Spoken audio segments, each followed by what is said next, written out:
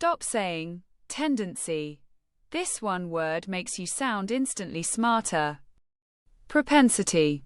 Propensity. It means an inclination or natural tendency to behave in a particular way.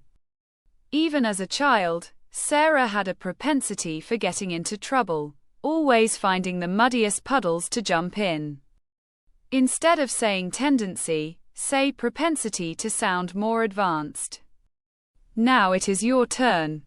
Use the word propensity in a sentence and drop it in the comments.